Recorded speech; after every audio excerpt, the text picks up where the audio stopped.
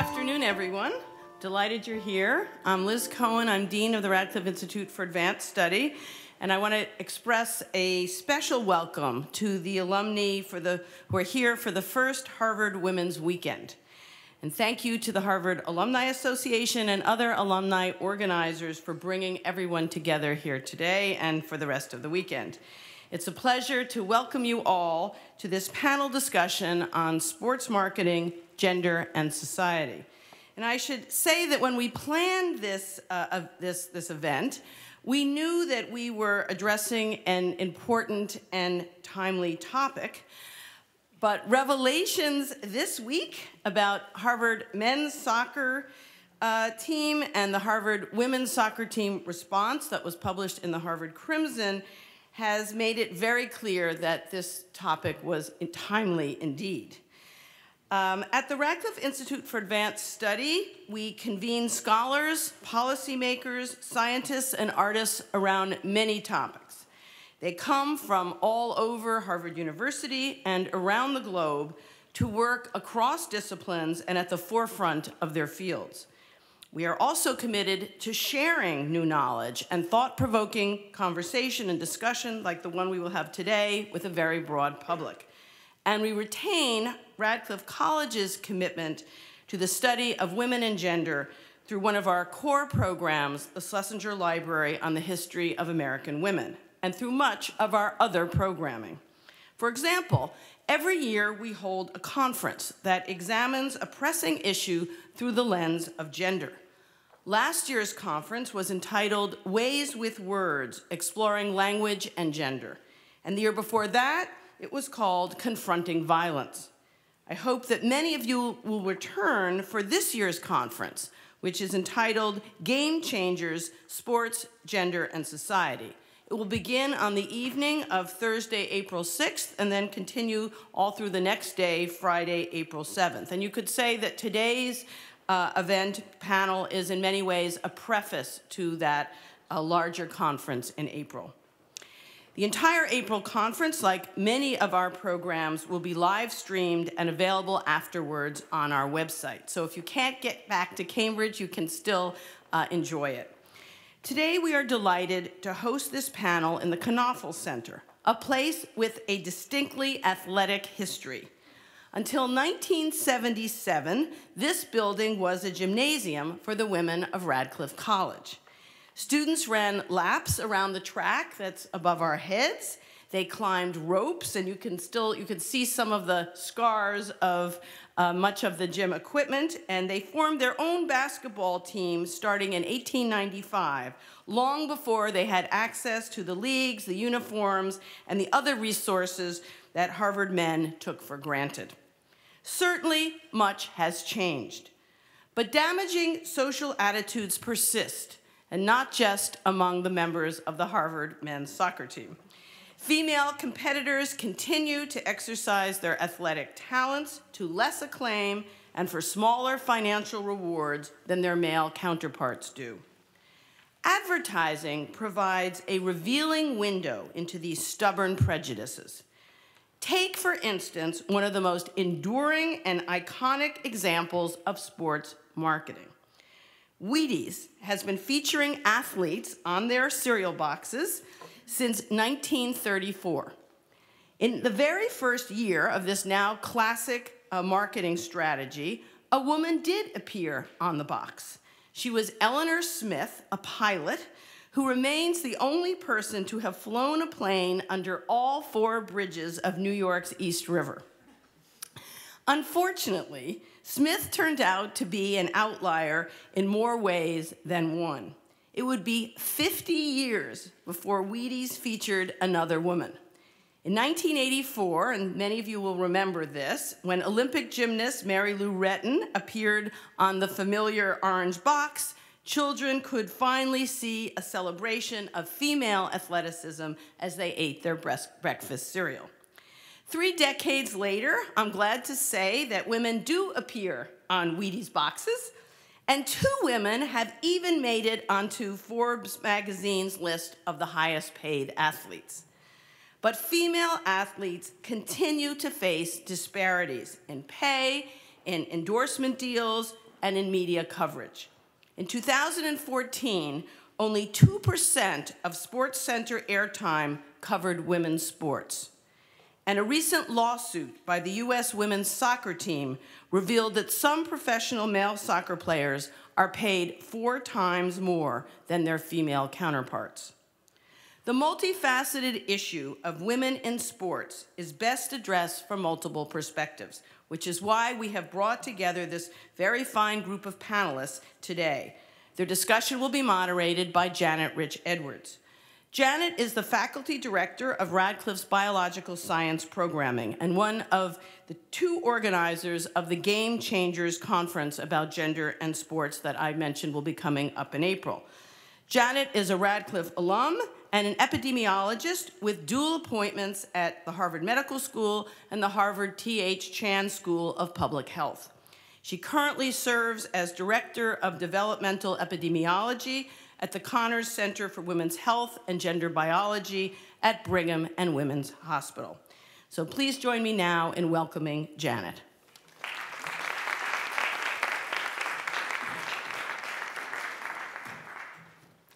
Thank you, Liz, and welcome everybody. This is a great turnout. I want to just start by putting a little bit more of a plug for that April conference because we hope to lure you all back here. We're going to have 3 panels.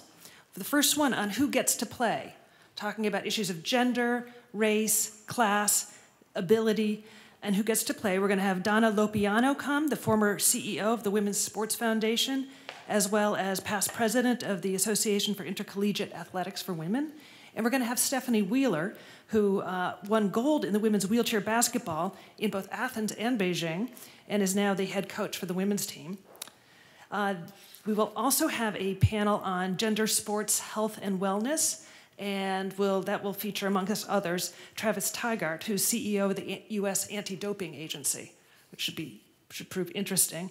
And then we'll have a panel on gender, media, and popular culture. We'll have speakers on masculinity in sports, we'll have some sports journalists, and we'll talk about transnational issues. And for our keynote address, we're going to have Layla Ali come talk both about her experience as an athlete, but also how that translates issues of femininity, what you're allowed to say, and I think it'll be a really stimulating discussion around that. I want to take a second to talk about the elephant in the room on this campus this week. I imagine most of you have heard about I don't even know what to call it. Well, first of all, the General Counsel's review of the sexually explicit and vulgar scouting report put together by the 2012 men's soccer team, and I gather from the press coverage that has continued. The women who were targeted in this report have written a brilliant and powerful op-ed in response to this scouting report. And if you haven't read it, I encourage you to. It's really quite inspiring. And if you just Google women's soccer Harvard op-ed, you'll find it. This morning, I think it was, Bill Littlefield commented on their powerful letter in response to the witless cruelty of the original attack on them. I want to quote a little bit from this op-ed because I really found it impressive. The women say, and this is the 6 women writing together, "This document attempts to pit us against one another, as if the judgment of a few men is sufficient to determine our worth. But men, we know better than that. 18 years of soccer taught us that. 18 years as successful, powerful, and undeniably brilliant female athletes taught us that." And they go on to say, "We're hopeful that the release of this report will lead to productive conversation and action on Harvard's campus, within collegiate athletic teams across the country, and into the locker room that is our world." And I'm pleased to say that's what we're here to do today. Let me introduce to you our 3 panelists. First, we have Jessica Gelman, who is the CEO, come on up, thank you, of Kraft Analytics Group, which is focused on the data management, advanced analytics, and strategic marketing for the Kraft family business. She's been there 15 years. You know the Krafts, of course, as the owners of the New England Patriots, Gillette Stadium, and the New England Revolution. Her responsibilities there include business operations, customer marketing, and strategy. So we'll get her to talk about how the gendered aspects of that. She, I'm also pleased to say, was Harvard Female Athlete of the Year after leading Harvard's women's basketball teams to consecutive Ivy League and NCAA tournament appearances, and has been cited by both the Sports Business Journal and Sports Business Journal as, so it was twice by the Sports Business Journal as a game changer. Then we'll have Dan Peterson, come on up, Dan, who is currently the Director of Content at AdmitHub, an ed tech startup. He's also written and edited for ESPN Boston for 8 years, covered World Cup, and managed sports news coverage for the local ESPN sites in Boston, Chicago, Dallas, LA, and New York. And he's very interested in changing the way we talk about women's sports, the amount of coverage and what we do cover when we cover female athletes. And then finally, Shira Springer, who writes a column on women's sports for the Boston Globe and covers sports and society for both NPR and WBUR.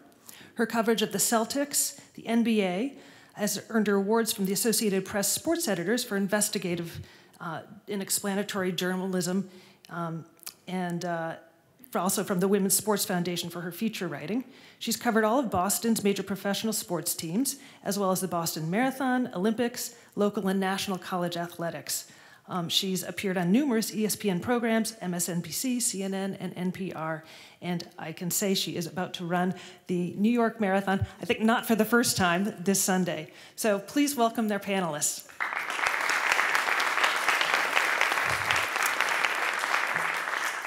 What we'll do is we'll give everybody about sort of 10 minutes to sort of give their perspective. We'll have a little bit of a discussion between us, and then we'll open up the floor for your comments and questions. Will we have a mic at that point? Okay, great.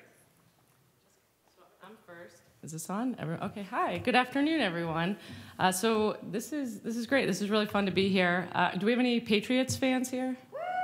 Okay, good. I like to see that. So I'm going to provide a little perspective about how we think about marketing and specifically the steps that we have taken, I guess, over the last 10 years to market to women and start to reach that fan base. The Krafts have always been incredibly forward-thinking about understanding our customers and thinking about our customers. And so we started to make very significant investments in the early 2000s when we were really winning our first Super Bowls. And I think just to try and get that single view of our customer across our organization, I think those investments that we were making then, we weren't really necessarily thinking, how is this going to impact women and how we think about marketing to women. But as we started getting all of this data about our customers, their opens, their clicks in emails, where they're purchasing, what they were purchasing, tickets, concerts, what products they were purchasing at the Patriots Pro Shops or online, or whatever the different things and how fans were engaging with us, we started to get a better understanding of who we were serving and who we weren't serving. So our approach, I'll give you just a quick overview of how we think about marketing during my time with specifically the sports group, and then the efforts that we have done. It's impacted us very positively, ultimately such that we spun out the Kraft Analytics Group. The Kraft Sports Group is still an area that we, as a client, I guess I would call it, but we sit down in the stadium, and I do have a Super Bowl ring here from a couple years ago. So you guys can come get pictures after if you'd like.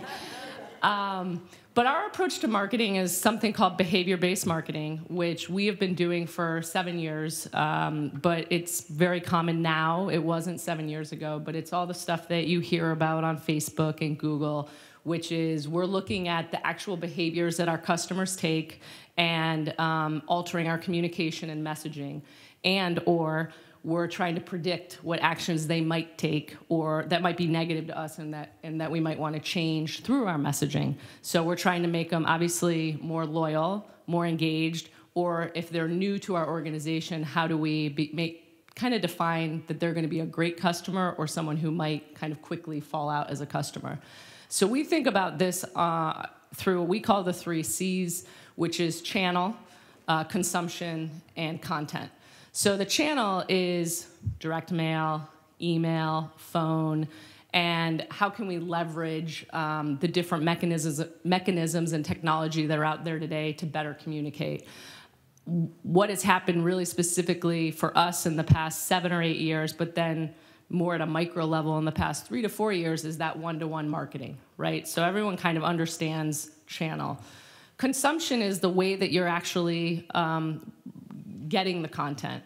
So obviously there was a big shift. Many of you guys, will read emails on your phone today. 3 or 4 years ago, we were just starting to see that shift from people reading on their computers to reading on their phones, or on apps or on social media. And I think for all of you to think about how we have altered the design of our communications for people to be able to more easily read emails if it's on their phone versus at their desk. And then the last component is the actual content or product. So the content in our case is it could be about the Patriots team, specifically the X's and O's of what's happening on the field, which I would say was a huge focus for us for a very long time, in investing in people like what Shearer was doing with the Celtics many, many years ago to understand what happened in the game. But it wasn't really I guess I would call it the softer side. So as we were sending out communications and we were getting more details on what people were reading and weren't reading and who was clicking on what, we definitely identified an underserved market, which was obviously women, which is what I'm going to talk about now. So we began about 5 years ago a process to understand how we could better engage women. And we did a bunch of research. We looked at what other organizations in sports were doing. And we saw, for example, that the Ravens had created a specific club that had events. We ultimately decided that wasn't the avenue we wanted to go. And we got a bunch of people in a room, men, women, different ages, and we just started talking about, what is content that we don't think is out there. And ultimately, we came up with this concept called the Patriots Lifestyle, which we launched 3 years ago. And it's on our website, and it is geared towards all of the things that you hear people talk about at the Olympics, which is the softer side, the humanizing of the players. But when we go and play, we're playing in San Francisco in a few weeks, talking about what are the things as a Patriots fan that you might want to go see there, right? Or what are the clothes that the team is wearing, the players are wearing. I mean, we kind of were having some fun with what we saw in In Touch and Us Weekly. So what was interesting there is that originally we thought it was geared towards women. But what we ultimately found is that it wasn't geared towards women. It is geared toward the kind of general fan, the person who didn't really care whether we were playing a nickel defense, a zone defense, or the deep stuff, but just wanted to understand the fan and understand the team and the personalities behind it. So when we first launched it, we didn't really know how Patriots Lifestyle was going to do, and after the first year, which was a couple years ago, 5 of our top 10 most viewed articles were the lifestyle. So it was a hugely underserved kind of content piece, originally geared towards women, but I think the end game is that it isn't just women that are reading it, and it's really fun content, and we have a great time with it. So that's kind of example number 1. The second example that I think is important is about the actual clothing gear that we have and offer. Nike came in about 6 years ago, and there's a number of 47 brands. In Touch, the Alyssa Milano clothing line, it's very soft. So it was not Patriot specific or team specific. And we were looking at what was selling in our store and who was buying it. And what is interesting is we did surveys to try and understand what people were buying, what we needed more of. We did notice that men only bought for men, but women bought for women and men. But a lot of the feedback when we were surveying to try and understand, what we could do to improve, and so there was a lot of women that we were surveying, they were buying for men. We didn't have great product for women.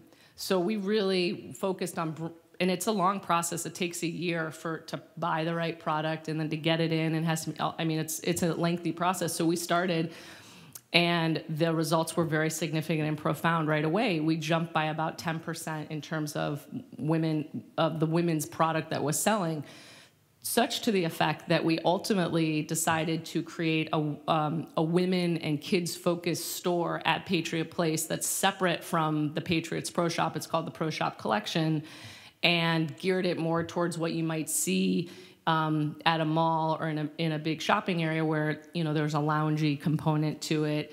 There's still obviously a huge team-based component to it, but in addition to having images of the players within the store, there's also images of, you know, kids wearing Patriots gear and women's.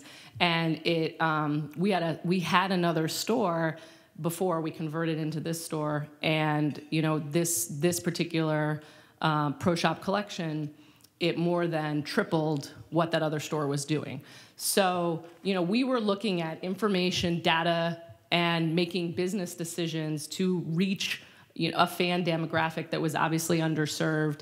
And, you know, I think it's a great credit to the Krafts to have the foresight to think about data and what we might uncover, but then actually, you know, go ahead and make that investment. And organizationally, I think the number of women who are joining our wait list or coming to games has also increased as we've been making those changes. So we're being more welcoming to our fans, and it's had a very positive effect.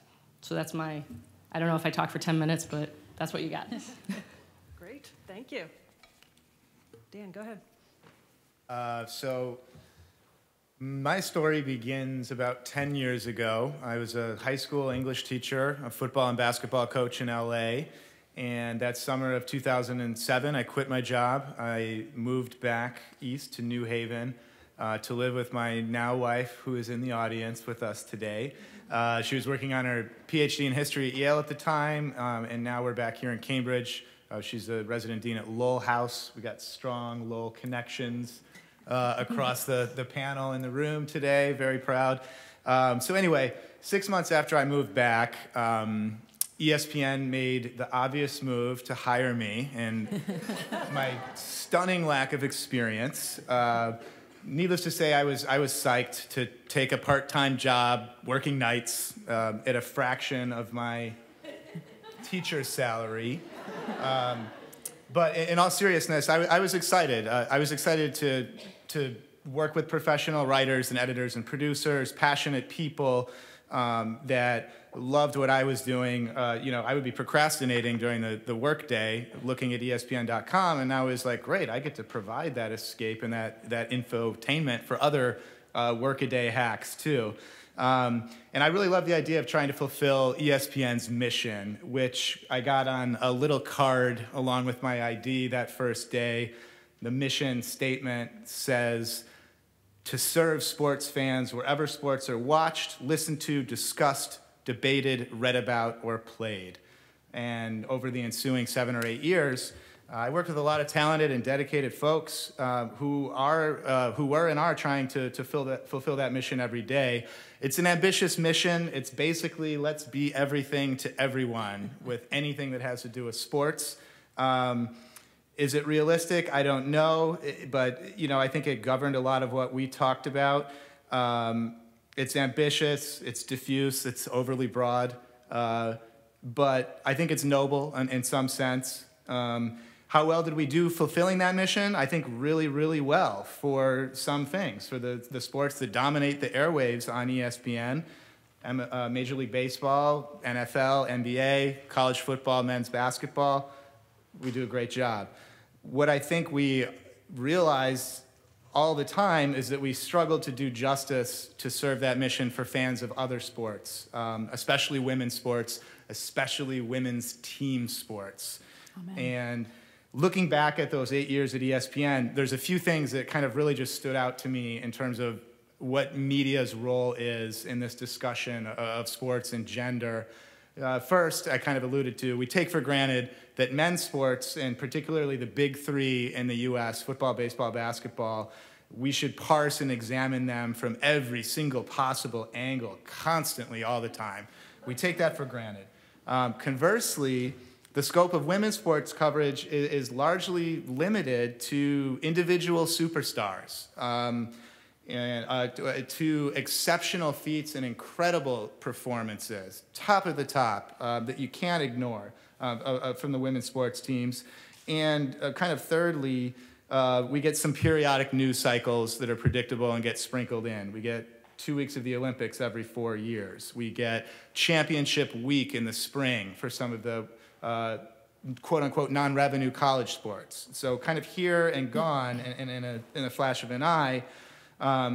Third, kind of most devastatingly, most noticeable, is that disparity in the way that we look at athletes' physical prowess and ability. Too many of us in the media, in fans, at the bar, in the locker room, wherever it is, we fall into this kind of sexist double standard that we've been talking about for a long time, but topical today more than ever, where we marvel and we celebrate male athletes' bodies for their incredible function and utility. Oh, wow, so fast, so strong, he's so big, he's so tall, incredible, right? And on the other hand, female bodies are still primarily judged on attractiveness, objectified by sex appeal. And women's bodies are the same as men in terms of sports. They're built to do certain things very, very, very well. But when that falls out of a certain notion, the conversation turns negative in a hurry, in a way that it just doesn't for men. First things first, then, talking about exceptional women, exceptional individual women, especially those that combine that talent with attractiveness, are the women that got covered, by and large, more than anything else. If you look at the page one headlines on any given day on ESPN, to be fair, we're covering every sport, we're doing scores, we're trying to do everything for everyone, but that front page that you go to, those headline news items are dominated by the successes and the failures, the injuries, the misdeeds, the misfortunes, legal troubles of big names and top teams. It's hard for women to kind of crack that threshold of what's deemed page one worthy for the widest, broadest audience. But there are some women that can hang with the likes of LeBron, Tiger, Kobe, A-Rod, Peyton. Serena Williams comes to mind as someone that has battled to get on that level. So has Maria Sharapova has battled to get on that level, which incidentally are the two women that are on that highest list. They're the only two women among the 100 highest paid athletes in the world last year. But they have faced criticism and dismissive attitudes that men in similar positions have never had to deal with. Serena, because of her skin color, because of her body type. Sharapova, because she was sort of in that Anna Kournikova mold of style, all style, no substance. She reached #1. She's won multiple Grand Slams. She's forced herself to be a part of the conversation based on her ability, endorsements and looks and sex appeal aside. So those women have made it, and those women have made it onto that coverage, and some other women have been able to as well. Talking about the 10 highest paid female athletes, 8 tennis players, plus Ronda Rousey, the MMA fighter, and Danica Patrick, NASCAR driver. Obviously, again, physical appearance, attractiveness is playing a role in most of those women's ability to get endorsement contracts.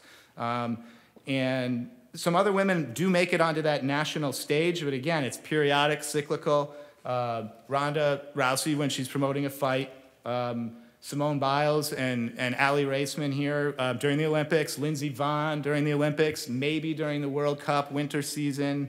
But again, those are kind of predictable and they fade. Are we going to be talking about Simone next year? I don't know. Shira knows the answer. No. Yeah. So the second aspect, though, I think, in terms of women coverage at ESPN and on a national level, is that some teams are too good to be ignored, regardless of what any public attitude or what people deem as fans are interested in. And I think my very first weeks at ESPN, I kind of saw this. I started in like March of 2008. So spring training, March Madness is the big topic for those weeks, right? Anybody remember who was the men's NCAA champion in 2008? Pop quiz. Kansas. Kansas beat Memphis, overtime game, pretty good game. Bill Self's first national title at Kansas. Great coverage, tons of stories about all the top 25 teams that whole season, right? Anybody remember who was the women's champion in 2008? Good guess. Good guess. Always a good guess, but no, it was not UConn. Tennessee, you got it, right? Pat Summitt, Tennessee goes back-to-back those years. Pat Summitt's 8th national title, exceptional woman, exceptional team. She's, at that point, was already the all-time winningest coach, men's or women's basketball history. And we did some great stories. We did really good stories about her and about that team, and to a lesser extent, the UConn women, the Stanford women, and then it just dropped off. And really even Tennessee, if you compare the volume of coverage to Kansas or any of the top 25 men's teams, not close. And again, the Olympics teams sort of fit into that idea as well, is that they'll crop up when the timing is right, when it's on TV, when advertisers are interested. The last thing that I want to spend more time talking about is the way that coverage of women tends to center around bodies and their sort of outward womanness more than anything we talk about with men. I had an aha moment about this also pretty early, I think, yeah, a year or two into my time at ESPN, Brittany Griner bursting onto the national stage. College basketball player, I believe she was a freshman, started in 2009 at Baylor. If anybody is a fan of basketball here or has seen Brittany Griner play, she is awesome. She's incredible. Game-changing, once-in-a-lifetime talent. She's dunking, blocking shots, rebounding, really a revolutionary. And she gets called a freak then and now. And, you know, Randy Moss in the NFL, great former Patriot, his nickname was the Freak. Nothing but positive connotations there. He's so tall, he's so fast, he's got incredible hands, right? Freak, beast, animal, all these kinds of terms that we don't even think twice about ascribing to male athletes. These terms then get used to describe Brittany Griner, and it's as negative a connotation as you could possibly imagine. And that really was a wake-up moment for me that we have got to change this conversation. How can we celebrate all kinds of different body types for men and not do the same for women when they're all designed to do the same thing, which is excel in the most competitive landscape that there is? So anyway, I had a great opportunity working on the copy desk, the news desk, to kind of see how this whole apparatus fit together to be everything to all sports fans everywhere. We worked with writers across all the beats, the big three for men, all the college sports, tennis, golf, boxing, motorsports, all of that. So on that surface, it seemed like we're well equipped to do a good job. We have an editorial beat. We have coverage, theoretically, for every segment, every team, every athlete. The reality, of course, is that the resources that are devoted to that coverage are not equal. Surprise. Nothing, there's no newsflash here. You all are aware of that. A lot of times we're scrambling, how can we get good stories about women when we don't have writers devoted to that? We have 32 writers covering the NFL, 32 plus, more than one per team. When I first started at ESPN, it's better now, but when I first started, we had one writer devoted to women's sports other than women's basketball, covering lacrosse, soccer, hockey, and he was also a member of the college editorial team doing football and basketball during the season. So you can see we had struggles, and I was not alone in the newsroom feeling this disparity that we're leaving a segment really kind of underserved. And so I think that was really that environment fostered ESPNW, which was a site sort of dedicated to women. So that kind of started in 2009, got going a little bit more in 2010. It's been plagued by controversy and criticism, debate since those early days. To understand the climate, 25% of ESPN viewers are women. Also alluded to, about 8% of programming is dedicated to women's sports, but when you're talking about Sports Center, the flagship show, it's 1.8, 2.2. It's never been more than 2 or 3% at most in the last 20 years that gets devoted to women's sports. From a study at USC, it's actually decreased over the last 10 years, believe it or not. And into that void comes ESPNW. One of the authors of that report at USC said he had mixed feelings about it, quoting Michael Messner, quote, "It's going to give women's sports fans a place to go, but it might ultimately ghettoize women's sports and kind of take ESPN off the hook in terms of actually covering them on its main broadcast." A fair criticism, to be sure. I think on the flip side, there's a lot of people, I would put myself in that camp, that hope and still hope that ESPNW is more than a defense against these allegations of sexism and lack of programming. I think that there is a twofold approach in place to devote more time and resources to covering women's sports, and especially women's team sports, and also to give voice to more women perspectives, not just writers, but also to give a forum to pro athletes, to fans, recreational athletes. And I think it was a chance to try and find the great stories that we know are going to resonate with an audience, kind of similar. Great stories resonate with men and with women, regardless of they're of or about men or women. So I'm proud that there's at least an attempt to do that. How is it working out? The debate continues. We can talk about that. I know there's a lot of talented writers there today that are reporting and doing great stories. A lot of the criticism to me about ESPNW mirrors the criticism of women's sports. Shira has made this point much better than I ever could, that women's sports are really defined often, all too often, about what they're not rather than what they are. They're not as good as men. It's not as competitive. The fans aren't as passionate, on and on and on. All of this sort of throwaway, dismissive criticism. And, and here we are today, and what more stark reminder do we have than what's happened on this campus in the last few weeks, but really at least in the last 5 years, and we know that it's been perpetuating longer than that. How sad is it that the press coverage that the women's Harvard soccer team is getting in the New York Times is them having to defend themselves against yet another sort of juvenile, sexist, chauvinistic attack? We owe these women more than that, both in the media and as fans and as people. I have a 3-month-old daughter, and I hope when she gets on the internet, we'll have a better conversation.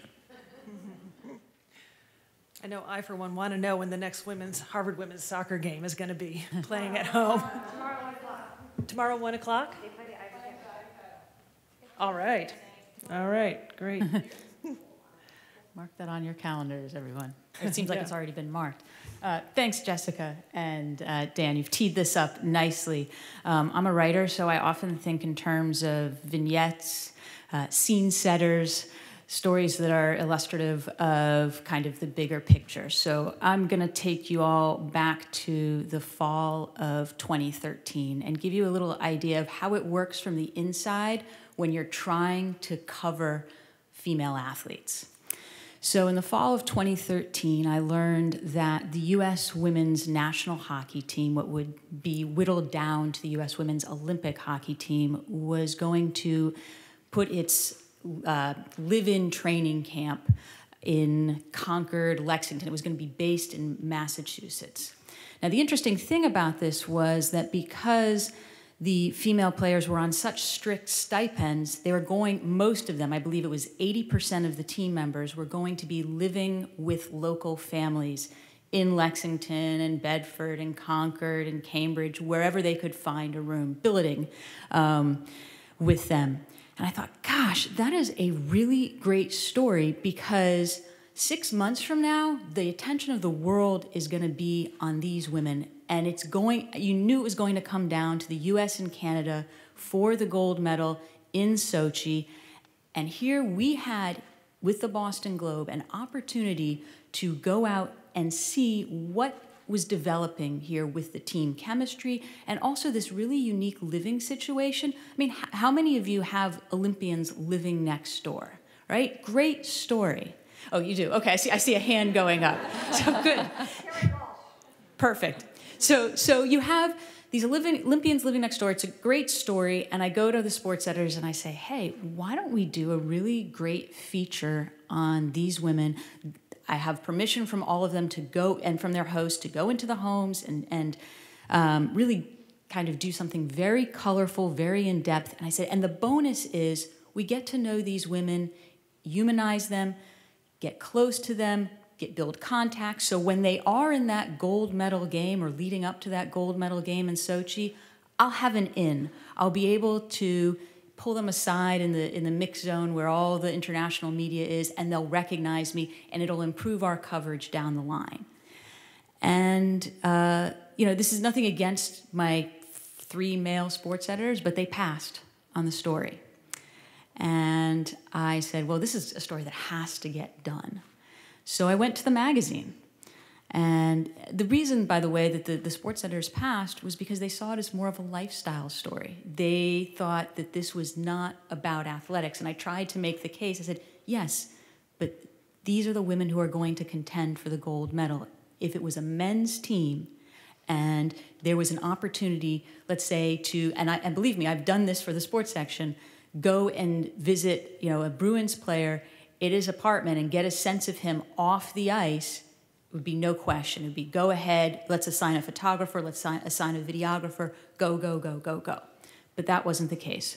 So I went to the magazine and they loved it. And so we ended up doing the story for the magazine. It was actually called Olympians Next Door. And it was the beneficiary ended up being the Globe Sports section, because as predicted, when I got to Sochi, these women knew who I was and were coming to me in the mix zone. So I got great coverage of the women's hockey team for our local audiences. So fast forward about 8 months, and the magazine comes to me again, and they said, we got really good feedback on that women's sports story. Do you have another idea? And the policy was always, I had to pass it through the sports editors. They had sort of right of first refusal. I said, well, one thing that's always been interesting to me is, why is it that we have a lot of female pro sports teams in Boston? We had at that time, I believe it was 2 women's hockey teams, or there was another one coming. There was a women's hockey team, there was a soccer team, there was a lacrosse team. We had tons, and they were getting zero attention. They were being ignored by fans. And I said, why don't we write an article about why do sports fans ignore women's pro sports? I thought this was a great story. So I went to the sports editors. I said, any interest in this? No, no, no, no, no. Magazine, of course, loved it, turned it into a cover story. Now, the interesting thing is, and in the process of doing that story, I got to explore a lot of the issues we're going to be talking about today. And one of the interesting people that I had an opportunity to talk to was MIT Dean David Schmidtlein. He's a marketing expert. And I asked him, I said, what do women's sports need to do? What can they do to muster more, to generate more attention? And he says, well, I think they need to stop selling themselves as in competition with the men's sports. You're never going to be perceived as good as the men's product, at least not now. So when you pit yourself against the men's product, you're sort of doomed to failure. And he says you have to market the women's product as something different and better because of that difference. I said, well, are there any products in the history of advertising that have sort of been successful with that model where you market them as different and better for that difference? And he's just said to me, tastes great, less filling. So light beer, he said, should be a model for the way women market themselves. Tastes great, less filling, different, but better in a different way. So going back to the article that I did was actually a real education for me in terms of what women face when they're trying to get coverage, how difficult it can be to market female athletes and the obstacles there. And I want to go back to one of the key things I think, and Dan, don't take this the wrong way, but I think one of the interesting things about the magazine is that there were 3 female editors there. And I think the people who are in decision-making positions when it comes to content, make a huge, huge difference because they look at it differently already. You don't have to market to them that it's different but better. They see different but better and want to write about it, want to market it that way. I think, so looking for women, places where there are women in the decision-making system. Jess is, I think, a good example of that too. I think you really can pick up on that because you're female. You can say, okay, here's an underserved market. And not only is it an underserved market, but this is an underserved market where we can make a big impact. And there's value there, there are customers there are readers there. And I think that sometimes comes from a female perspective, and a female perspective, not only as a writer, but a female perspective at the top. And so from there, though, the interesting thing was, as soon as this article, this cover story came out in the magazine, it actually generated a heck of a lot of comments and a heck of a lot of clicks. And the sports editors saw that. And from there, they asked me, they said, how would you feel about writing a regular column on women's sports? And so that's what it took. It sort of, you had to kind of come around from the outside to prove to them, I think there's that aspect, and it's a constant when you're dealing with women in sports and marketing and coverage. You constantly have to prove that women are worth the coverage, that there's an audience out there, and it's not just one time, it's multiple times, over and over and over again. And there's a constant education that goes on, I think, of male editors, of male readers, of female editors, of female readers, about what's interesting, what an audience will want, and what's out there. Because, we talk about great stories. Dan was talking about great. There are phenomenal stories out there about female athletes that don't get covered. And it's an endless point of frustration with me. And so I think I'll stop there because I know we want to get on to the panel discussion about it, but just a little food for thought in terms of how it works from the inside and sort of the struggles that you face just when you're pushing to get that coverage and get people interested in women's sports and female athletes. Can I just say two things? I think first, Dan, your point about the resources are not equal for men in women's sports coverage, I thought was really interesting. And I think as I kind of described what we were doing from a marketing perspective at the Patriots, it wasn't all of a sudden, let's go market to women. It was a very measured approach, improving value over time. And, so it's a continuing investment, even to the case that this past year in the stadium, we now offer a location for for women to breastfeed, right? So, let's serve that and continue to help that particular fan. And then on the second thing, Shira, you've been involved since the beginning. I'm also one of the co-founders and chairs of the MIT Sloan Sports Analytics Conference.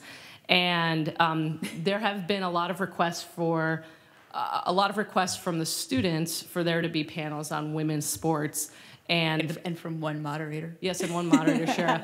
But the concern is pestered you. The actual attendees at the conference tends to be very male heavy, who are potentially not interested in women's sports. And so one of the ways that we addressed that a couple years ago is we had Sue Bird, who is one of probably the best point guard in women's basketball history.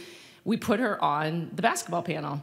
And actually, we had an issue with the moderator not asking enough questions. We should have made you the moderator, Shira. But we had the issue with the moderator not asking her enough direct questions. But Shane Battier was also on the panel. He was a great college player, played in the NBA for a very long time. And he was the one who was basically engaging and like offering kind of assists, if you will, to Sue. What was really smart is what Sue did last year when she came back, because I remember talking to her on the phone the year before. She's like, what am I going to talk about? And I said, you're an athlete, you play sports, talk about how you use data. And she did, but I don't think in her mind she really realized that that's what she was doing. And then last year with the conference, she had actually written a piece with the Players Tribune that was all about how women's sports doesn't have enough analytics around it. And there's obviously, you kind of alluded to, all of the data that's out there on men's sports and that there just isn't that information on women's sports. And I thought, wow, this is what an impact in a year. Basically now Sue has started this conversation from the perch that she is at. It's a conversation that had been going on, but it got a tremendous amount of notoriety and exposure because it was the right audience, people who are into data and analytics covering sports. And then you have this person on a panel talking about it. So I would just, sorry. We'll just have a discussion. I was going to say, Jess and I talk a lot. So, but I was, to piggyback off of the resources thing, I'm the only one who's really actively, writing about women's sports issues for the Globe. And just to give you an idea of sometimes how that works out, which is marathon coverage, and I said, we really need to have stories about women here, and we weren't having them in the pitch meetings, and as a result, I was completely overloaded because I had taken on 2 stories. I had a slate of, well, you need to get these stories done, XYZ, and then I had pitched a story about a nurse who had been tragically killed while training for the Boston Marathon, and this whole the breastfeeding thing reminded me of it. Pregnancy exemptions. Women don't get pregnancy exemptions. If you become pregnant after you register for the Boston Marathon, you lose your place in the marathon, or you can't reclaim it if you can't run because you're 6 or 7 or 8 months pregnant. But anyway, the point being is, with one person doing it, sometimes you just can't get to it all, and you look around and you say, I want to be writing about this, but I have to write about the Kenyan champion or this champion. And it's unfortunate because women in the business, I think, do want to write and cover female athletes, but they don't have the time, and they're not given sometimes the support from the people who are there. And I guess I would say you kind of alluded to, but even when I took over the Patriots retail business, we had 10 people in the business. There were no women, right? So there was no one who even would say what is the women's product that we should be buying. And I'm not going to sit here and say I'm the most fashionable person, and I don't necessarily know, but the stuff that I like might not be what, there's many different types of women, right? There's women who want to, wear big baggy stuff, and then women who want to wear more fashionable stuff. And so, understanding enough people were saying to me, you need better women's stuff. I don't know if they would have said that to the men, but they said it to me, and I was in a position to actually action off of it. And we now actually, when product comes in, we pull. I feel like I can speak for one set or view of what women might like, but then we have the more fashionable women come in and say, would you wear this? Would this work? And we have them actually go through the catalog and help us pick out those products. And I remember talking also, I had lunch with Sue Bird at the conference right after she spoke. And I mean, the other thing that happens is there are such subtle ways of discriminating against women in sports that sometimes you don't even recognize it until it's too late. Mm-hmm. It's just, there is for lack of a better way of describing it, it is still in many ways a male-dominated culture, and some people they just don't. Some men, I'll be honest, don't see it the same way, and it's a lot of education, and it takes time. It does. I mean, and that extends says the man. Well, the athletes, it's true in sports on both sides of the camera, right? I mean, you know how it is in the newsroom and trying to pitch stories to often all-male sports editors. Made me think of something that happened just this summer. I don't know if it was under the radar or not, but ESPN has the Sports Reporters show, which I always loved. It's, the people that know sports the best kind of having a conversation, not unlike this. The first time that all 3 panelists or 4 panelists were women happened 2 months ago. In late August 2016 was the first time that it was all women. How many times was it all men? Too many to count. How many times was Jackie McMullen the only woman on the show? Too many to count. Hill, yeah. Now I think it was Jamel Hill, Kate Fagan, who does great stories for ESPNW and more. Who were the other 2? But also look at the timing of that, though. Late August. The Olympics had just finished. It's sort of what we exactly hasn't quite started. Yeah. It's what we would consider the dead time in sports. But that being said, women just have to seize those opportunities. You know, you have to, even if it's, ESPN is calling you for the 5 a.m. call-in, you take it because you hope that that can lead. You have to build up your repertoire in a way, I think, that men don't have to gain entry, to gain credibility within the reporting world, and I think within the athlete world. Even if you're a Sue Bird, you need to prove yourself. For sure. Which is sad. Sorry. So we've been talking a lot about the sort of demand for coverage of women's sports, and I'm wondering a little bit about the push side from the athletes. What kind of struggles do female athletes and their coaches have in getting coverage? Do they have different strategies than male athletes do? What do you see from that side of things? Wow. I think the female athletes feel they have to be incredibly accessible, incredibly available all of the time. I think male athletes can say, okay, I'm going to talk. This is my day to talk after practice. I mean, I can't tell you how many times I would go to Celtics practice and Paul Pierce, you know, or Kevin Garnett or Ray Allen would say, not talking today. You would never, ever, no matter how big the star is, see that happen with a female athlete. I went out to Storrs, Connecticut before the Olympics when the U.S. women's basketball team was having a training camp there. And these are the biggest names in basketball in the country. And it was packed with reporters. And I kid you not, I think media access lasted 2 hours maybe? 2.5 hours. There were people still doing stand-ups when I left at around the 2-hour mark. Every player was available. Whatever you needed was 20. You know, if you needed a 20-minute interview with X, Y, or Z player, you got it. If you needed 3 20-minute, you know, I mean, there was no limits. And by the way, this was the first of 3 days of this training camp where they would do exactly the same thing. So I think from an athlete standpoint, one of the things that happens is there's a feeling that you have to be constantly available. I think there's also the feeling, and I know reporters, female reporters feel it, you can't say no. Even if it's not the best, most ideal situation for you, you can't say no because you never know where it will lead. And I think about this when I think of some of the athletes I know who I would not have thought were candidates for ESPN's The Body Issue, but posed for The Body Issue anyway, because I think they felt that this was perhaps going to put them in contact with some ESPN magazine editors, help them and their agent make connections with people in the media that could be valuable down the line. I don't think they necessarily wanted to pose for The Body Issue, but they did it as a way in the door, which is unfortunate. And did that work for them? It did work for one of them. You know, she got more Twitter followers, she got more attention, but she also is somebody who had been, the other thing, you know, social media is a big part of this too. Female sports and athletes, teams, athletes rely incredibly on social media because they don't have the TV deals. And if they do have the TV deals, it's not a whole slate of games, it's here and there. So you have the sports media, again, it goes back to the all accessible aspect of this.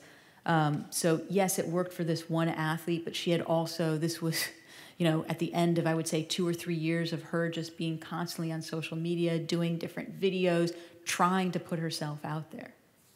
Because she needed money, because she needed endorsement deals. She was trying to, as a hockey player, she was trying to make a living without having to take a second job that would have cut into her training time, because she was caught in this catch-22 that so many female athletes are caught in, which is you either take a second job as a coach, a private coach, assistant college coach to help make ends meet, but that cuts into your training time incredibly, so you can't be the player you want to be, or you try to figure out some way to promote yourself, get some endorsement deals so you can devote yourself full time to your sport so you can be the player you want to be. It's this constant catch-22 that female athletes face. One thing that I thought was really interesting that Dan said was about how 8 of the top 10 highest paid women are tennis players. And I think that's a huge credit to Billie Jean King and the stance that she took many years ago to have equal pay to the men's program. And then I think the U.S. women's soccer team in the 90s with Mia Hamm, they took a similar stand that everyone should be paid the same. And I think what happened this past year, and you guys could speak to it better than I can, after the women won the World Cup and trying to take advantage of that to make sure that they were getting paid equally to men, and the response to it was actually pretty surprising to me in a negative way. But I think that Shira and I were talking a little bit about this before the panel, how now we're the same year and friends in college, but how now kind of looking back, we thought when we were in college it was equal. We had all the same equality as athletes, and we didn't, right? And even as we've been going through our careers, we thought it was the same equality, but it's not. And I think that the young women today in their 20s think that it's equal, but it's not. And I think, you know, for the female athletes today to take those stands like Billie Jean King or the women's soccer team in the 90s, or again this past year, it feels like there needs to be a broader awareness by all the female athletes of the power of them as a group versus a one, whether they're in an individual sport or in a team sport. I don't know if that ultimately leads to more TV coverage, but I think it certainly addresses what you just brought up about the training and the things that were needed in order to continue to compete at that elite level. Great points.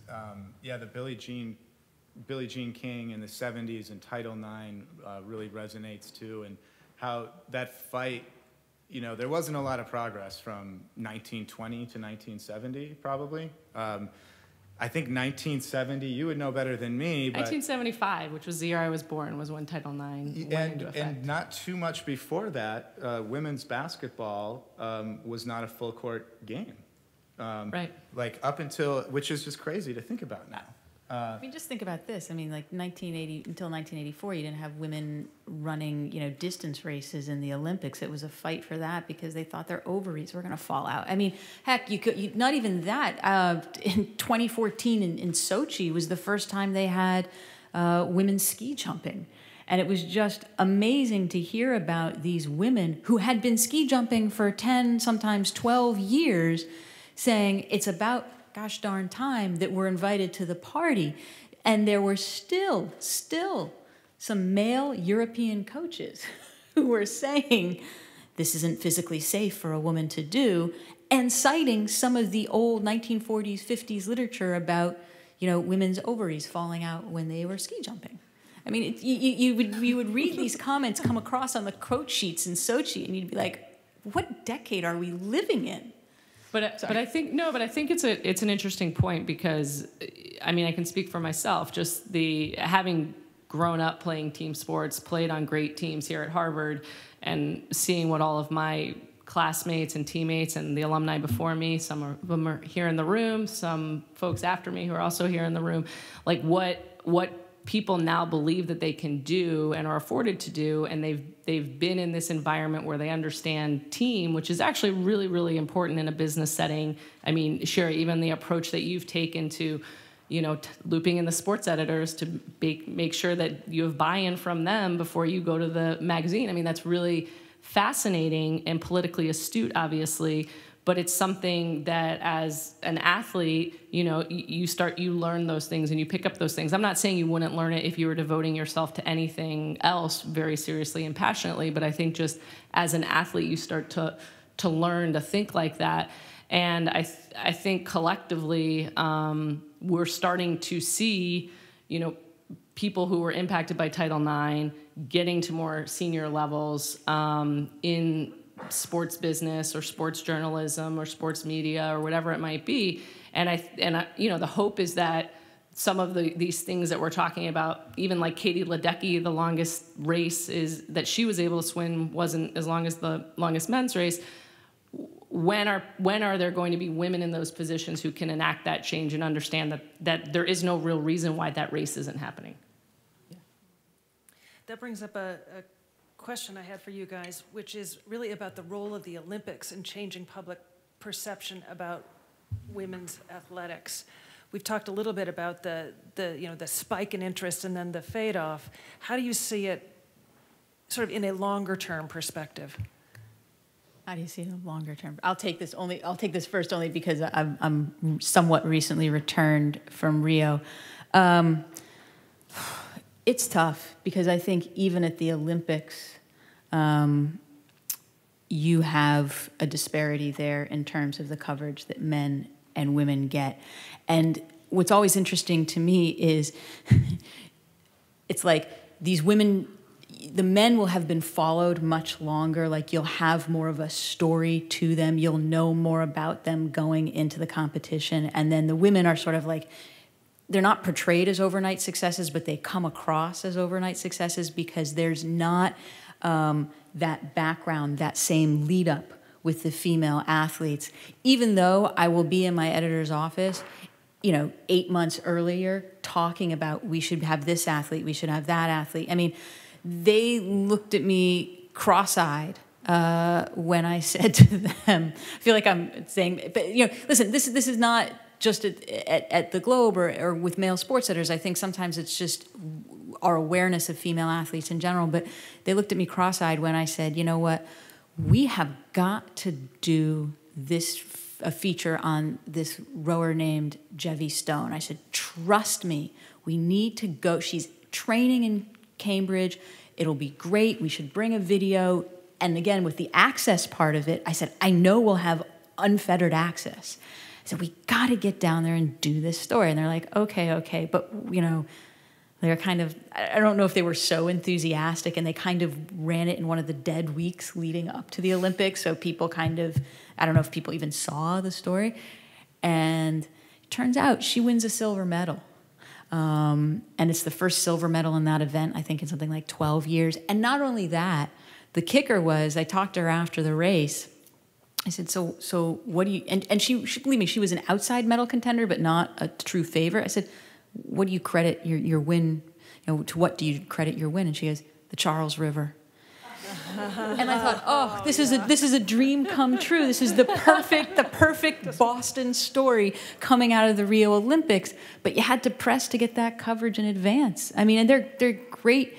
It just kills me because I feel like there are so many better women's stories because there are so many more undiscovered stories out there because women don't get that lead up that the men do oftentimes, or they're not known quantities before the Olympics. So, I feel like I was just, there were too many stories for me to even do. Well, and I guess I'll just say, I think that's where we can tie things back to data.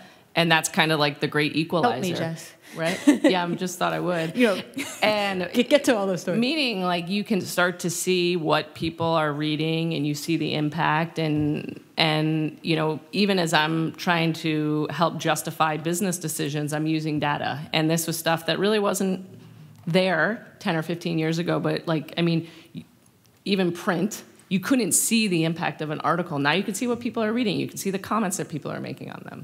Yeah, so I would say, though, one caveat to that, and something that frustrates me, is data can also be a bit of a self-fulfilling prophecy when you're in journalism. Mm-hmm. For example, we know when people will get on a website and click on a story. We know the high traffic times. Well, if you're loading up a story on a female athlete outside of those high traffic times, those numbers are going to be lower. So then it becomes this self-fulfilling prophecy where you're not getting the clicks. So what can I do about that? Well, no, I'll go to ESPN real quick because there's a WNBA Game 5, and I wish I watched more women's basketball, but I was like, oh, this is a great game. And I go to ESPN thinking it's going to be on ESPN. It was on ESPN2. I was like, are you kidding me? And it was an amazing game. It was an amazing game. So I don't have an answer for. They didn't put it on the main. It's frustrating. It's frustrating when you see a story loaded up on any website. And again, this is nationally when you see, and I scan, all papers across the country and see what they're writing about. When you see, at 9 o'clock on a Saturday night, you see a great feature about some female boxer or some female wrestler loaded up onto like the Los Angeles Times website, and you're like, huh? I think I figured it out. You need to become the sports editor of the Boston Globe. Thank you. Yes. I see Becky is putting out the microphone. I'm sure you guys have lots of questions. So please. My PR agent. Yeah. Come on up to the mic, and if you'll say your name and give us your question, that would be awesome. Can I say before you just want to say something about the Globe? They are the important thing though is like places like the Globe and places like ESPNW are trying, and they are putting a women's sports column out there. They're putting ESPNW out there, whether it's ghettoizing it or not. They're getting people to write that content and playing with it. It's a start. It's a two-part battle. We have to do the stories, and then we can fight for front page placement, for the popular, the 9 a.m. to noon Monday traffic window. Yes. So the Globe and ESPNW are a little bit of, they're not ahead of the curve, but at least they're putting stuff out there, trying to start something of a conversation. There are a lot of kinks to be ironed out, though. And it's not a 24-hour news cycle anymore. I mean, there's 4 news cycles a day, right? So 4? A lot of the big 12. Yeah, 12, right? Even more. I mean, the big traffic stories are here and gone in a heartbeat. They're These aren't journalistic works of lasting worth. These are splashy headlines with big names and scandal. And sometimes that works against women's coverage as well. It's that echo chamber, too. And they're like, oh, my God, we got so many clicks. We've got to keep doing this. Like, well, yeah, okay. You got a click, but did you really make a lasting impact? Is this resonating with an audience? No, it has broad appeal. I mean, it's like driving past a train wreck, you know? And so, not to denigrate all the stories that we do, but the best stories are the ones that are going to be read today. They're going to be read Saturday night at 9 o'clock. You can discover it 2 months later because somebody shared it on Facebook. Those are the kinds of stories that, that Shira is doing that were the most important ones that we did at ESPN Boston. We need more clicks always to be able to devote more resources to finding them. And really, I'm convinced, maybe I'm, naive and too optimistic. I'm convinced that the quality storytelling is going to win out because we do have social media, because people can go more direct, and because there are other ways to get audience and get buy-in from consumers that is outside of any editorial sort of decision-making placement process. That's my hope. I hope it works out that way. It's an ongoing. We got to fight the battle every day, pretty much. Sorry. Don't apologize. It's good. It's good stuff. So I am Paula Lawson-Barksdale. I'm class of '87. And I want to say that first of all, this has been fantastic already. I am not an athlete, but I'm a big sports fan. I'm the one who lives near Kerry Walsh and loves the Patriots and was hooting back there. So I just want to say how grateful I am, but also just for perspective, even though clearly we have so far to go, as somebody who is pre-Title IX, there's so much good stuff, I love that my dad watching the Olympics is following the women's stories as much as the men's and that sort of thing, and there's a lot of great stuff. I work with high school students, preparing them to go to college, and I work with a lot of recruited athletes, and my girls have at least as many opportunities as the boys, and that is phenomenal to me. It's great. So I remain optimistic, even though I know we're only this far along on the path. But my question actually, and I hope it's not too, I don't know what, but I was thinking about this notion of sex appeal and how that in many ways it does actually work for men as well, not to the same degree. I remember people commenting on Larry Bird being unattractive and me thinking, that's not really his freaking job, okay? Like, are you watching him play? And I was actually wondering, Jessica, if what you all are seeing, and if from not just anecdotally, but are you looking at any analytics saying, what does it do for our team that Tom Brady is gorgeous, is married to a supermodel, and he has that kind of every guy wants to be him, every woman wants to be with him. And what does that do to the number of women who are wearing number 12 jerseys in terms of merchandising and viewership and ticket sales? Is that something that you track at all? We're not specifically tracking his sex appeal, which I think is the, which is the question. It would be interesting to find out. I mean, he's arguably the best quarterback in NFL history, and his jersey sales are really impressive, both by the men and women and youth. But no, we're not looking. It's an interesting question, but I think that he is a very good person. I think people in the media may not think he's such a good person. No, I have a free Tom Brady shirt, so I'm all in. But We're on the same page. But I think actually the Giselle thing has as much of a factor as anything, because she is so much bigger of a presence globally. We were going to make an entry into China in 2007, 2008, and when I was over there 3 times in 6 months, no one had any idea who Tom Brady was, right? Because football, they don't really play football. The NFL has been making a big push there. But we said Giselle's, I'm not sure if they were married then, but husband or boyfriend, we know Giselle. So, I think here, where football is obviously so huge in the United States, it's very critical. But no, we're not measuring his sex ability. We are very much taking advantage of his actual skills. One other thing I did want to say real quick that I think is interesting as we're going through generational. So I have two boys. They're 3 and 5 months, but I bring them to a lot of Harvard women's basketball games. Last March, during March Madness, we turned on the Final Four, men's Final Four, and he looks up and he says, "Oh, Harvard basketball, Harvard women's basketball." And I go, "Not exactly." But in his mind, watching women's sports, and again, the influence of me, is normal. Right, and he likes watching. I guess he does, but he likes watching, or he thinks basketball is women playing. So I think that we'll continue. You said we're kind of on the road. I think it's going to just continue with each generation. Oh, totally. Again, just being pre-Title IX, what I've experienced versus, of course, my kids have grown up only thinking of women as being as athletic as men and equal in so many ways. They're not ever going to reach the level where they're going to realize that it's not post-collegiate. But I'm totally optimistic. And thank you. And I hope I didn't sound too silly with the sex appeal, but I really was thinking. No, I'm thinking. As a former marketer myself, and as a displaced Patriots fan, I see how many women are watching that game all over the country, and I don't. Yeah, they stunk when I was growing up, and now they're really good. But I really do wonder how much people are watching Tom Terrific. Just a thought. Thanks. What's that? Go ahead and use the mic. Well, he hasn't confirmed that. I actually had to hide my free Tom Brady shirt. I almost burned it when he said that, but I'm just kind of separating that. I'm sorry. I have to separate it out. Just a quick comment. I'm Lynn Osborne. I'm a rower. I graduated from Princeton in 1979. You are not pre-Title IX. Title IX was passed in 1972, I believe. Oh, two. And it was 1977 when the ladies at Yale made us realize at Princeton that we didn't have a locker room. But it didn't occur to us until they did that. I have a question, though. It seems that the symphony orchestra business realized after decades that women just weren't able to play.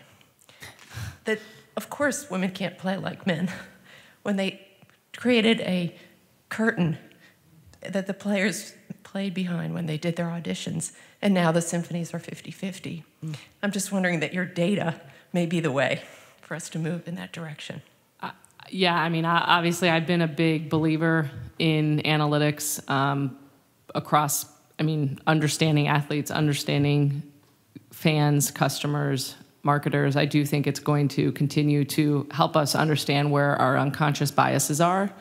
And I think being aware of those unconscious biases, and that example from this is awesome and in a great situation. I do think there actually are physical differences, though, between male and female athletes. But there are cases where they can be. I think as technology continues to advance and improve, I'll be interested to see how it impacts and changes. I would love to see an experiment where you put together like a series of pitches, and they're gender-neutral pitches. You don't identify whether it's a male or a female athlete, and you just pitch it to the editor, and you see which ones they come away with. That is really cool. And I think it would probably be 50-50. That's what I'm guessing. irrespective of gender, I think you go for the better story, and it probably, heck, maybe even 60-40. I think women's stories tend to be more interesting. Hi, I'm Jen Ballin. I'm a second-year MBA at MIT Sloan, also working on the Sports Analytics Conference, and very interested in this topic as a female athlete. Also interested in the data discussion. So my questions for you, Shira. You talked about different but better. So have you been able to analyze through metrics on the sports column what are these different but better topics? And to that extent, who's clicking? Oh gosh, no, we have not done it. We should probably do some serious analytics on the various, maybe that's are you interested? We have not, and it's, I think part of the issue is, it's only 2 years old, and I would like to do more of them more regularly. There's probably like a grouping now of about 30, 35 to look at, if that. But I think it would be, I think it would be interesting to see. I do know that the ones that have gotten the three most popular columns have been one where I talked about, I don't know if you're familiar with the woman Sarah Attar. She's a runner. She's a runner who competed. She's essentially a U.S. citizen, but she shares citizenship with Saudi Arabia. So she was competed for Saudi Arabia in the 2012 and 2016 Olympics, and that got a huge response.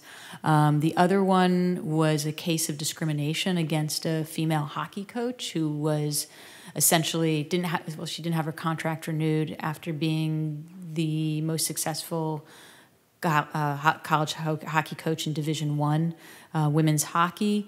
She also happened to be the highest paid women's coach in college hockey. And then the third one that was the most popular was when, I don't know if you recall, but I don't think his daughter's still here, Sarah, but Dan Shaughnessy wrote about how it was sort of not worth watching the UConn women's basketball team play because you knew they were going to win and you knew it was going to be like a 50-point blowout, and why basically, you didn't quite say this, but it wasn't competition, and why should they sort of defeated the purpose of having an NCAA tournament if you knew they were going to win. And so a very popular column was in response to him, and I actually called him during the national championship game and said, "Are you watching?" and just wrote about talking with him during the national championship game, and basically with the point, just kind of, I don't want to say attack Dan, but said, it's an invalid point, and we have to get past the point where women are grateful for whatever they receive in terms of coverage, and a lot of women responded to that notion of not being grateful, but believing you deserve whatever attention you get. So I got a ton of letters. That was a great column. I think didn't you talk about the women's national team in that column? Yes, I did well? talk. I did talk about the women's national team in that column. See, somebody read it. Thank you, and thank you everyone for being here. Hello, Linda Robinson, class of '72, and lifelong Red Sox season ticket holder. I have a question, and I'm obviously 100% with you guys, but this is sort of a provocative question. Love it. Sports is seen, there's a whole question between sports as competition, sports as personal fulfillment, which is really an team building growth thing where we talk about for sports for school children and to some extent in college, and sports as entertainment.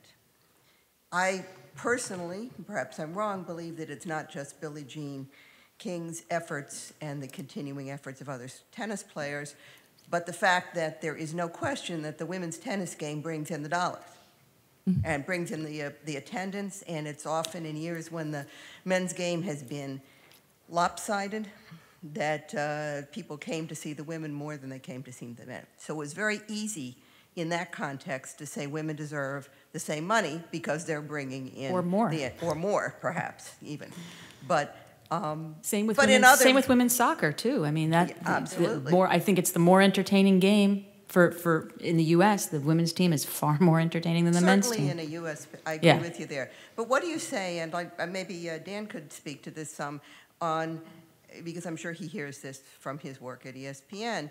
We're an entertainment business, and people aren't paying to see these? How do you see your role to sort of increase the entertainment value, if I will say? That's a great question. I think it's a struggle. I mean, at ESPN, we are trying to maintain that journalistic integrity of editorial operates in a silo and business publishing is in another silo.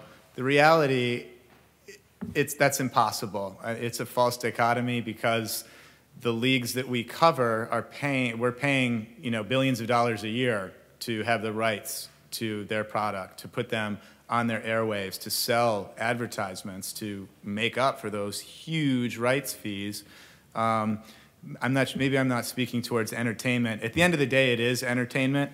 It's infotainment. A lot of what ESPN does. I do think that there are a lot of great journalists that come from an old school print tradition that are both in the .com and the print and digital house as well as on the TV side. So I do think journalistic integrity has risen, but it's unavoidable. There's no solution. It's impossible. When you're in bed together, I mean, we see this, there's any number of stories that we could point to over the last 10 years where news coverage has been slow to develop because of a certain player's indiscretion and what they mean to the brand.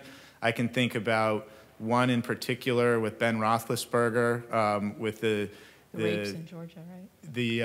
And also in Tahoe in the golf tournament, there was some slow reporting there for an outfit that we're all in a competitive business. Everybody wants to be first to break news. The reality is most of us are all at the same access and we're writing the same stories for men's teams. And so when it comes to these situations where some of the biggest, most valuable properties and entities are in possibly compromising less than favorable, outright illegal circumstances, there have been times when the coverage has been slow.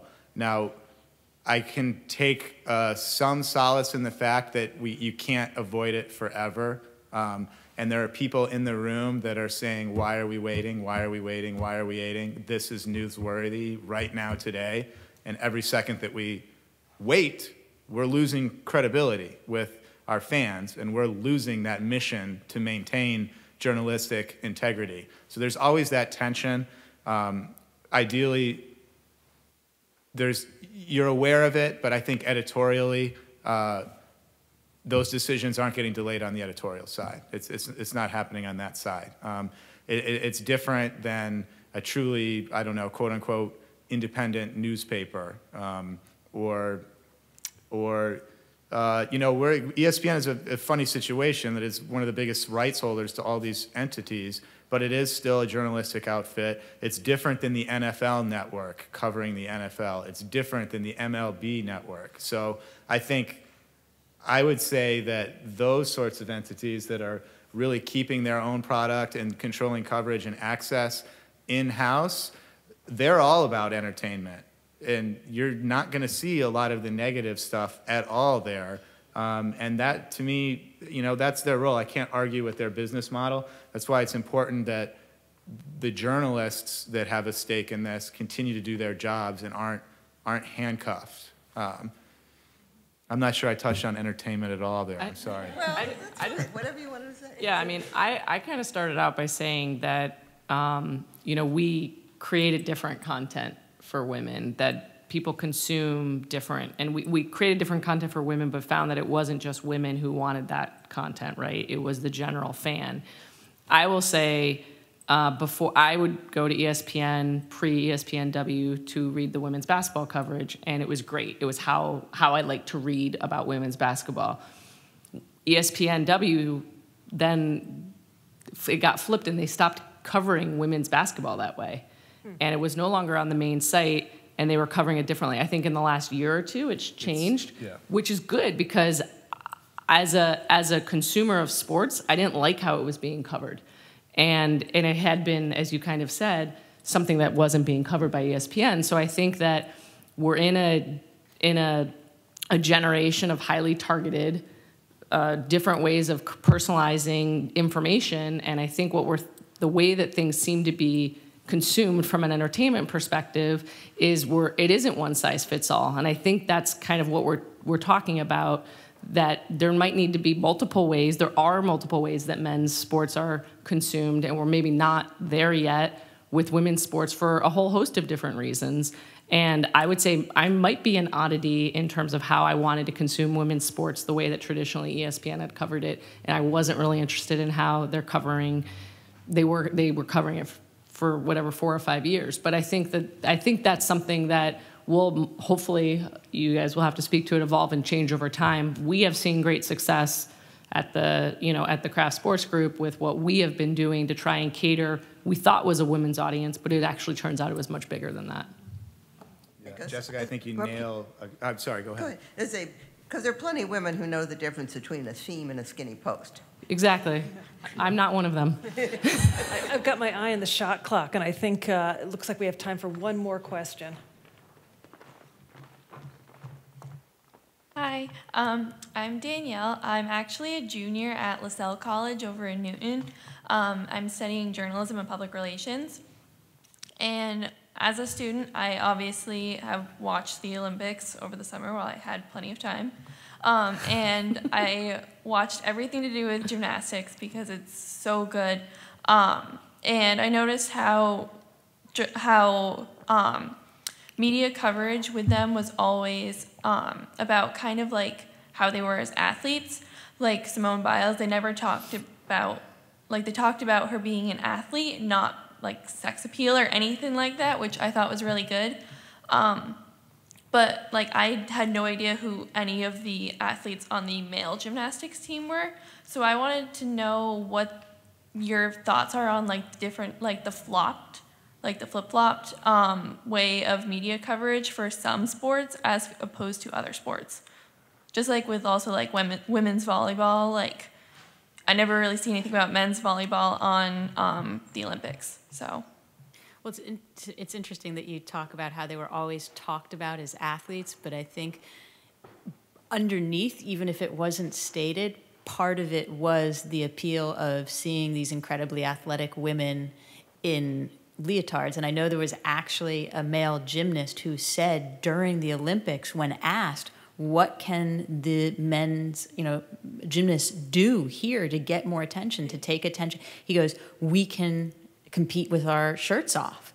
And he actually did take his shirt off for the exhibition portion. They held an exhibition. So I think as much as it seems like on the surface there was coverage that was devoted to these young women as athletes, underneath that was a layer of look at these women in leotards. And I think the same thing exists with volleyball, particularly with beach volleyball, because I was over at Copacabana and watching some of the men's contests and some of the women's contests. And now listen, Rio's a beach volleyball loving city, but the crowds were just more into it. It was a more electric atmosphere, at least for the matches that I went to when the women were playing. And I'm guessing part of that is because of the bikini. So they may talk about them as athletes, but I think underlying some of the popularity of those sports is the sex appeal. Whether they state it on NBC or not, it's definitely there. Well, thank you.